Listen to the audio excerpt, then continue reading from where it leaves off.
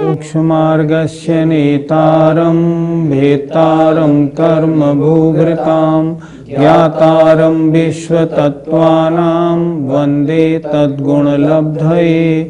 पंच परमेष्ठी भगवान की जय। संत शिरोमणि आचार्य विद्यासागर जी महाराज की जय। बंध तत्व का प्रसंग चल रहा है। तत्वार सूत्र अध्याय 8। अभी तक प्रकृति बंध की चर्चा हो रही थी और उसमें 6 कर्मों की प्रकृतियों का वर्णन हो गया कि उनका कितनी प्रकृतियां अर्थात उनके कितने स्वभाव हैं, उनकी चर्चा हुई। पिछली पाठशाला में नाम कर्म की प्रकृतियों का अच्छी प्रकार से वर्णन हुआ था। अब आज उससे आगे चलते हैं। पहले गोत्र कर्म की चर्चा करेंगे। उच्चैर नीचैश्च, बोलिए उच्चैर नीचैश्च। गोत्र कर्म के 2 भेद हैं, उच्च गोत्र और नीच गोत्र। उच्च गोत्र कर्म क्या है? जिस कर्म के उदय से लोकमान्य कुल में जन्म हो, अर्थात जिसको लोग उच्च माने। वर्तमान में ब्राह्मण, क्षत्रिय और वैश्य जो हैं, इनको उच्च गोत्री माना जाता है। नीच गोत्र क्या कर्म होता है? जिस कर्म के उदय से लोक निंद्य कुल में जन्म हो, जिसको सभी लोग नीचा मानते हों, ऐसे कुल में जन्म होना, लोक निंद कुल में जन्म होना नीच गोत्र कर्म के उदय से होता है। पंडित जी, सूत्र के अंत में जो 4 शब्द आया है, इसका क्या अर्थ है? गोत्र कर्म 2 तरह से होता है। एक तो जन्म के अनुसार, एक कर्म के अनुसार। जन्म के अनुसार तो उच्च गोत्र का मतलब उच्च कुल में जन्म मिलना, नीच गोत्र नीच कुल में जन्म मिलना। लेकिन चा का मतलब यह है गोत्र के अन्य भी भेद होते हैं। धवलाकार ने गोत्र कर्म के 6 भेद और लिखे। कौन कौन से हैं? पहला भेद है उच्च उच्च, उच्च कुल में पैदा हो और काम भी ऊंचा करे। दूसरा भेद है उच्च, उच्च कुल में पैदा हो और काम ठीक करे। तीसरा भेद है उच्च नीच, उच्च कुल में पैदा हो, लोकमान्य कुल में पैदा हो और नीच कार्य करे। चौथा है नीच उच्च, नीच कुल में पैदा तो हो पर उच्च कार्य करे। 5वां है नीच, अर्थात नीच कुल में पैदा है और काम भी उसका नीच ही है। और एक छठा भेद है नीच नीच, अर्थात नीच कुल में पैदा और नीच कार्यों को करने वाला। ये 6 भेद जो हुए, ये कर्म के हिसाब से हुए। और उच्च गोत्र नीच गोत्र जो कर्म है, वे जन्म के हिसाब से। जन्म उच्च गोत्र में होगा तो उच्च गोत्र कर्म के उदय से ही होगा, चाहे बाद में उसके कर्म खराब हो जाए। ऐसा समझना चाहिए। पंडित जी, गोत्र कर्म की चर्चा मनुष्यों में तो हमें बांटने में आ जाती है, हम समझ सकते हैं, पर अन्य 3 गतियों में हम इसे कैसे समझें, ये बताइए। जितने नारकी हैं, सबके नीच गोत्र का उदय है। जितने त्रियंश हैं, चाहे भोग भूमियाँ क्यों नहीं हो, सबके नीच गोत्र का उदय है। लेकिन आचार्यों ने लिखा है, जो त्रियंश व्रतों को धारण कर लें और उनका पंचम गुण स्थान हो जाता है, उनमें से कदाचित कुछ का उनमें से नीच गोत्र उच्च गोत्र में बदल जाता है। बाकी त्रियंशों में अमूमन नीच गोत्री होता है। मनुष्यों में नीच गोत्र भी है, उच्च गोत्र भी है। अच्छा, जो भोग भूमिया जीव हैं, सारे उच्च गोत्री होते हैं। जो म्लेच्छ खंडों में रहने वाले हैं उनके नीच गोत्र का उदय रहता है। और जितने भी देव हैं, चाहे व्यंतर हों, चाहे भूत हों या पिशाच हों, सबके उच्च गोत्र का उदय मानना चाहिए। व्रत लेने पर त्रियंचों का नीच गोत्र उच्च गोत्र बन जाता है, तो क्या इसी प्रकार से मनुष्यों का भी हो सकता है? देखो, मनुष्यों के बारे में आचार्यों ने नहीं लिखा, ये विषय हमारा नहीं, ये विषय आगम का है। त्रियंचों के बारे में तो लिखा है कि त्रियंच अगर व्रती बन जाए, गुणस्थान 5वां हो जाए, तो नीच गोत्र कदाचित उच्च गोत्र में संक्रमण कर सकता है, पर वहाँ भी नियम नहीं बनाया कि सभी का कर जाता हो। अब जैसे मान लो मनुष्य है, अब मनुष्य मलेच्छ खंड में रहने वाला है, तो आचार्यों ने लिखा है अगर मलेच्छ खंड में है तो नीच गोत्री है, लेकिन मलेच्छ खंड से अगर मान लो चक्रवर्ती के विवाह रानी आदि के साथ वो यहाँ आ जाता है आर्य खंड में, तो उसका नीच गोत्र उच्च गोत्र में हो जाता है। पर व्रत लेने के कारण हो जाता हो, ऐसा किसी भी आगम में लिखा हुआ नहीं मिलता। गोत्र कर्म की चर्चा हो गई। अगला सूत्र में अब अंतराय कर्म के कितने स्वभाव या भेद हैं उनकी चर्चा देखते हैं। दान लाभ भोगोपभोग वीर्याणाम। दान लाभ भोगोपभोग वीर्याणाम। बोलिए, दान लाभ भोगोपभोग वीर्याणाम। अंतराय कर्म के 5 भेद हैं। अंतराय कर्म क्या है? जिस कर्म के उदय से इन कार्यों में दान लाभ भोग आदि में अंतराय माने विघ्न पड़ता हो, उसे कहते हैं अंतराय कर्म। जैसे दानांतराय, पैसा है पर दान देने की शक्ति का अभाव है, क्यों? दानांतराय का उदय है। लाभ प्राप्त हो सकता है परंतु शक्ति नहीं है। किसी ने कहा अगर आप यहाँ दुकान खोल लें तो आपकी दुकान मेडिसिन की खूब चलेगी, लेकिन अगर मैंने खोल ली और ना चली तो? ऐसा विचार क्यों आता है? ऐसा विचार आता है लाभांतराय का उदय होने के कारण, ये लाभ में विघ्न डालता है। इसी तरह भोग में और उपभोग में विघ्न डालने वाला कर्म भोगांतराय और उपभोगांतराय है। और शक्ति के कार्यों में जो विघ्न डाले, जैसे किसी ने कहा 3 दिन का उपवास कर लो, नहीं भैया हमारी हिम्मत नहीं है। हिम्मत नहीं है का कारण क्या है? वीर्यांतराय कर्म का उदय है। शरीर में शक्ति होते हुए भी उतनी हिम्मत का ना होना। तो ये अंतराय कर्म के 5 भेद हैं और इसका कार्य है दान लाभ भोग उपभोग और शक्ति के कार्यों में विघ्न डालना। इस तरह इसके 5 भेद होते हैं। पंडित जी, यदि कोई शराब पीता है या गुटखा खाता है, यदि हम उसे मना करें तो क्या हमें अंतराय कर्म का बंध होता है? आपकी नियत क्या है? आपकी नियत है कि ये शराब से होने वाला नुकसान इसको नहीं हो, नहीं इसका सारा शरीर खोखला हो जाएगा। आप गुटखे के लिए मना क्यों कर रहे हैं? ये गुटखा खाना छोड़ दे, नहीं तो इसको कैंसर हो जाएगा। तो आप उसके काम में विघ्न नहीं डाल रहे हैं, आप तो उसके गलत कार्य को छुड़ाना चाह रहे हैं ताकि वो निरोग रहे, स्वस्थ रहे। मैंने आचार्य जी को एक बार यही प्रश्न पूछा था, किसी की गलत आदत छुड़ाएं तो अंतराय का बंध होगा या नहीं? आचार्य जी ने उत्तर दिया था नहीं, साता वेदनी का बंध होगा, क्योंकि आप चाहते हैं वो सुखी रहे। इसलिए ऐसे कार्य करने पर कभी भी असाता वेदनी का बंध नहीं, अंतराय का बंध नहीं होगा। पंडित जी, भोग और उपभोग में क्या अंतर है? जो एक बार भोगने में आए उसे भोग कहते हैं, जो बार बार भोगने में आए उसे उपभोग कहते हैं। अब भोग वस्तुओं का भोग नहीं करना, अपनी हिम्मत उस रूप नहीं होना, भोगांतराय का उदय। बार बार भोगने की वस्तुओं में, उपभोग की वस्तुओं में उनको भोगने की शक्ति नहीं होना, ये उपभोगांतराय का उदय।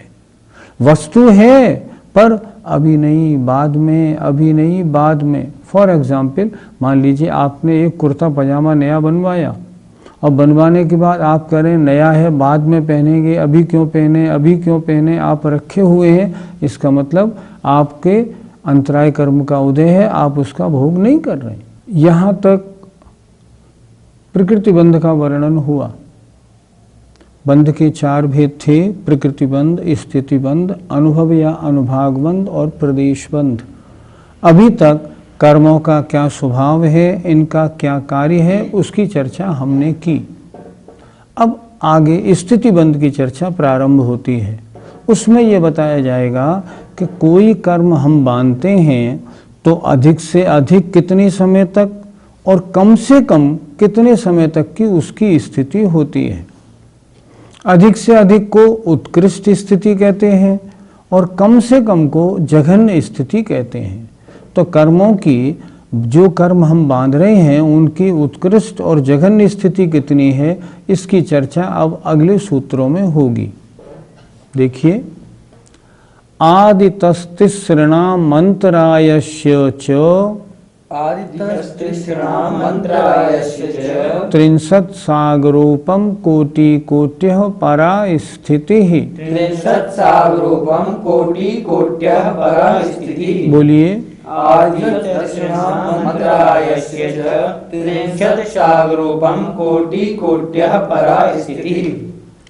देखें जरा सूत्र को। आदितस तिसृणाम, आदितस आदि के, तिसृणाम 3 कर्मों की, और अंतरायस्य च और अंतराय कर्म की। आदि के 3 ज्ञानावरण, दर्शनावरण और वेदनी, और अंतराय इन 4 कर्मों की।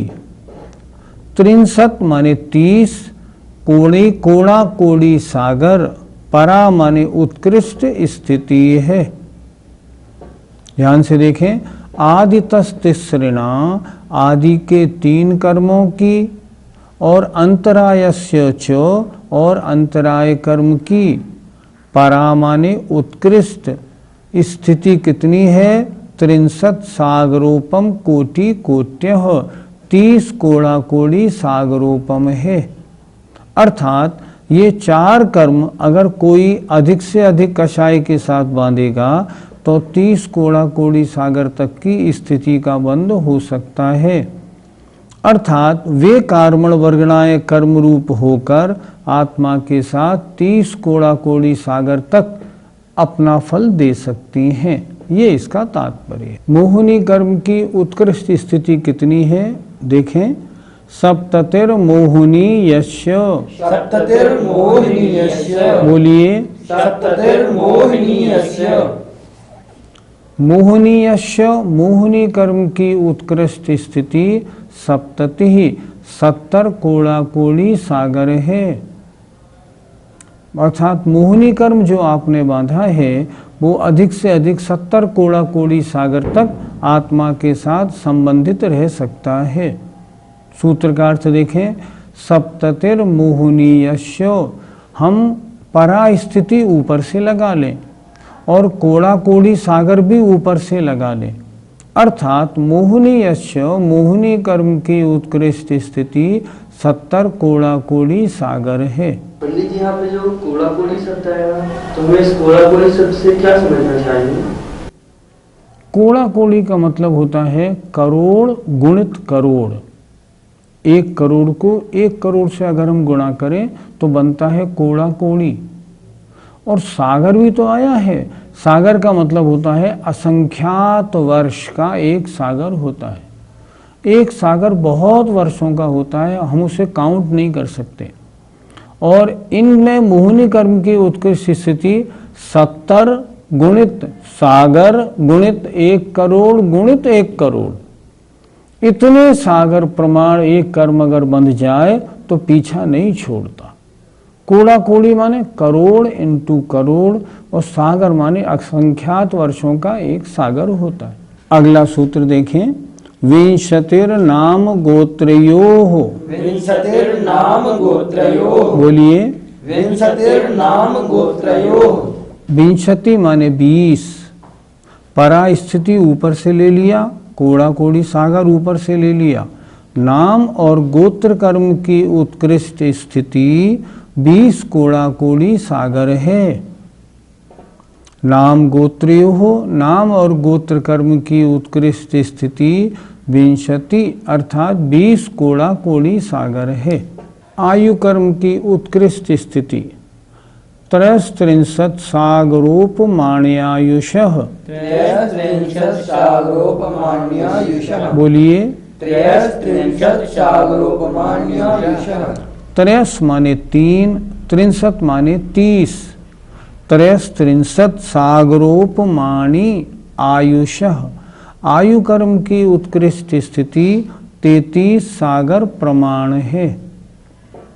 इस स्थिति के बारे में एक बात और समझ लेनी चाहिए कि जैसे मान लो मोहिनी कर्म की उत्कृष्ट स्थिति आचार्यों ने 70 कोड़ा कोड़ी सागर लिखाई, सामान्य से बता दी, मैक्सिमम जो मिथ्यात्व की होती है।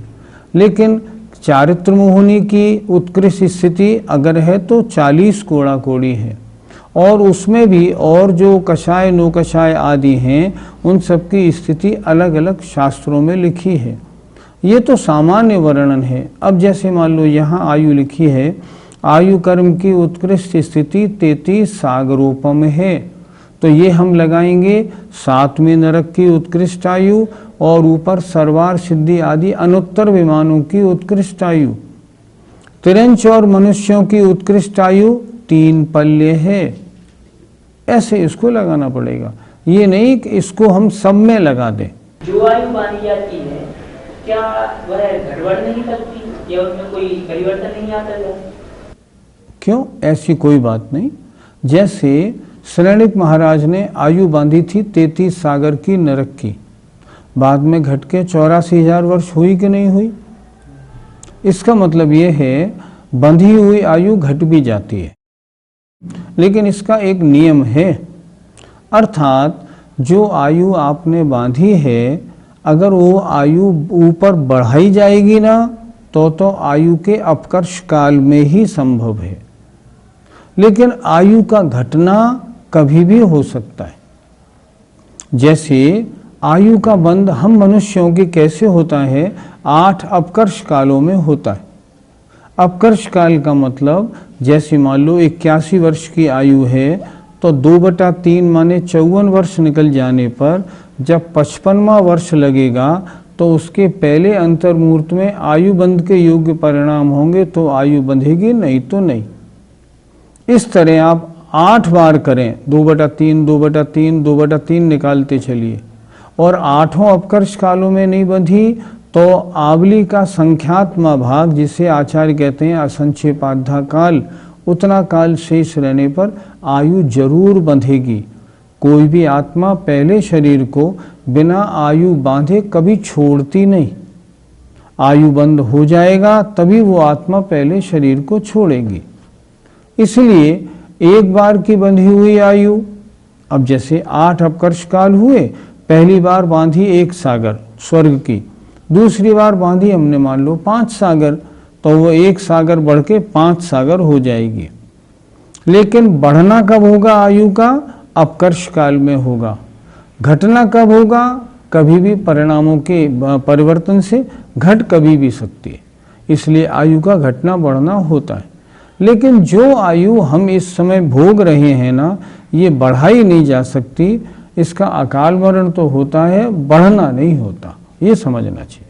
उत्कृष्ट स्थिति की चर्चा पूरी हो गई। अब जघन्य स्थिति बंध कितना होता है वो देखते हैं। अपरा 12 मुहूर्ता वेदनीयस्य। अपरा 12 मुहूर्ता वेदनीयस्य। बोलिए। अपरा 12 मुहूर्ता वेदनीयस्य। परा माने तो था उत्कृष्ट और अपरा माने होता है जघन्य।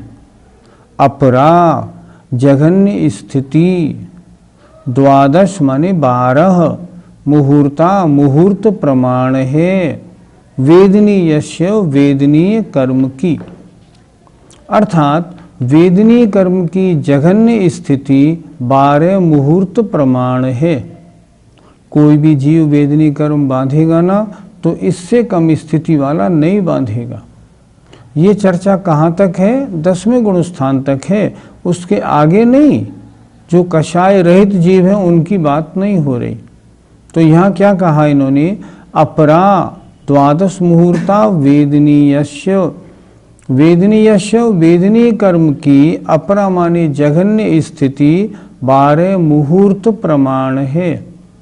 एक मुहूर्त माने 48 मिनट। 48 में 12 का गुणा कर लीजिए।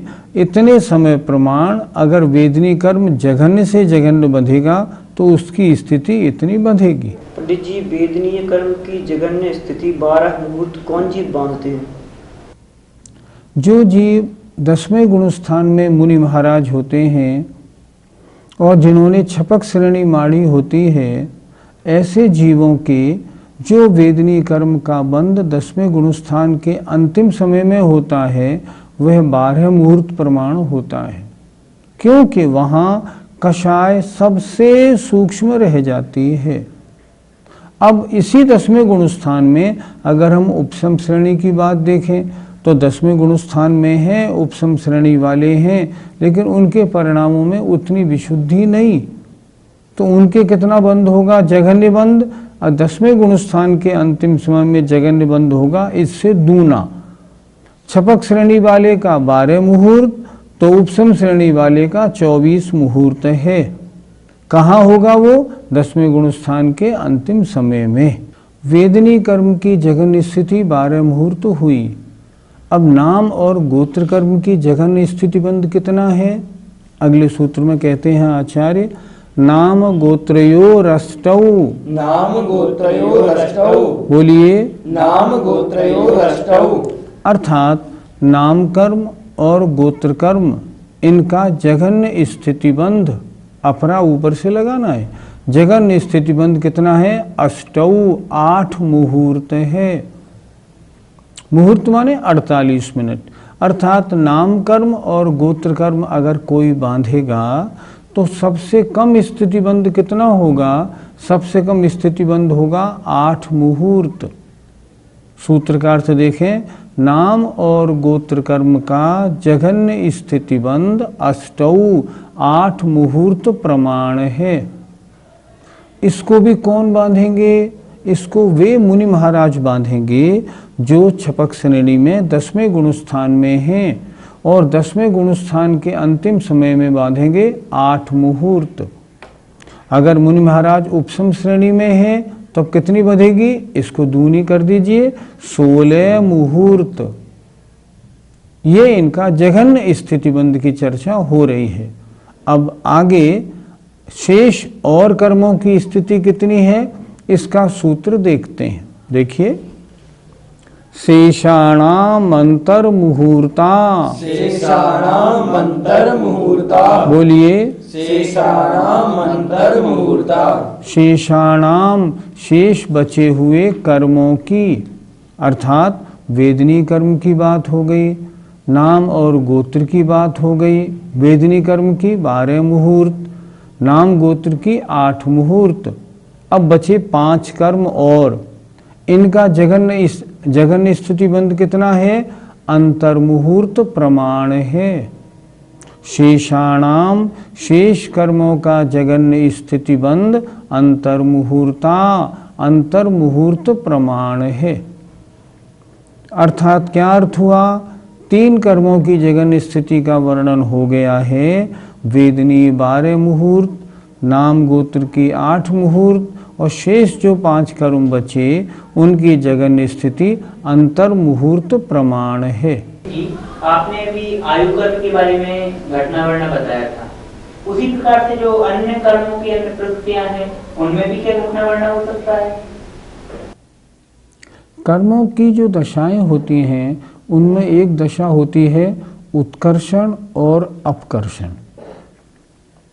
कर्मों की 10 दशाएं होती हैं, उनमें अपकर्षण का मतलब होता है स्थिति और अनुभाग का घटना, और उत्कर्षण का मतलब होता है स्थिति और अनुभाग का बढ़ना।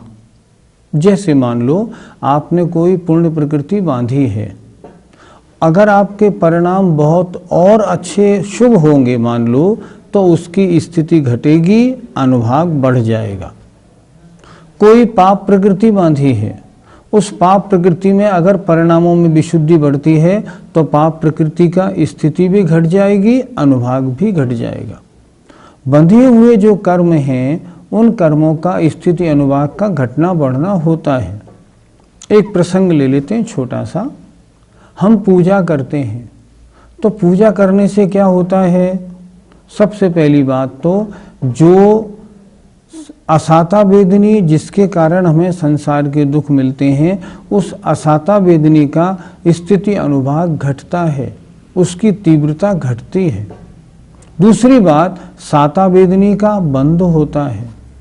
और तीसरी बात, असाता वेदनी का साता वेदनी में चेंज संक्रमण भी हो जाता है। लोग कहते हैं ना, पूजा आदि करने से सांसारिक दुखों का नाश कैसे होता है? ऐसे होता है।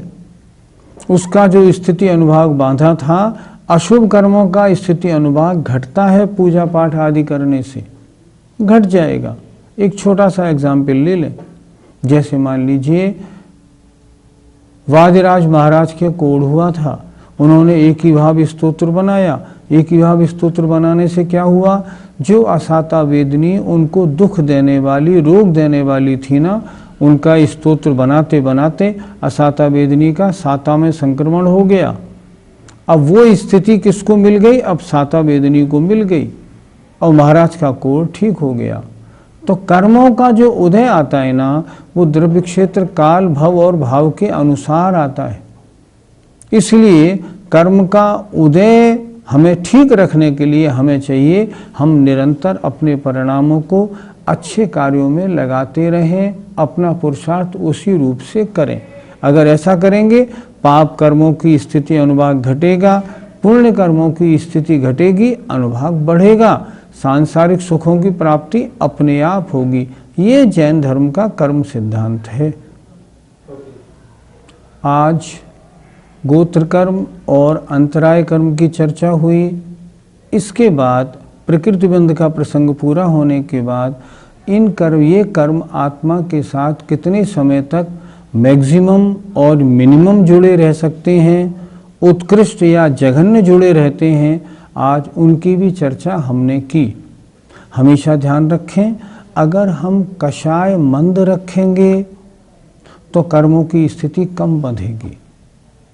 हमें क्या करना है? कर्मों से पीछा छुड़ाना है, तो हम अपने परिणामों की विशुद्धि बढ़ाएं, कषायों को निरंतर मंद रखें, ताकि कर्मों का स्थिति अनुभाग पाप कर्मों का घटे, पुण्य कर्मों का बढ़े। इस 8वें अध्याय का ये सार है। हमें आशा है आपने सुना होगा और समझा भी होगा और जीवन में उतारेंगे भी। समय हमारा पूरा हो गया है। जय जिनेंद्र।